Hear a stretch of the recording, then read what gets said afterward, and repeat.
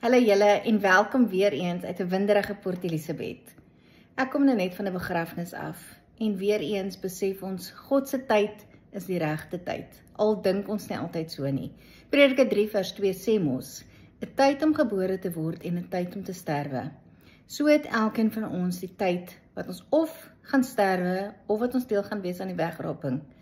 En al wat ek vandag vir jou wil sê is wees seker dat jou lewe reg is. Sodat wanneer een van daardie twee gebeurtenisse plaasvind, die een of die ander een, dat jy reg is en dat jou lewe en jou saak met God reg is, sodat jy die ewige lewe kan beerwe. Want ek wil nie hê dat jy of ek of enige iemand wat ek ken of wat ek van weet, die ewige lewe sal mis nie.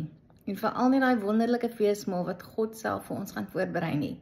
So maak seker dat jou lewe reg is.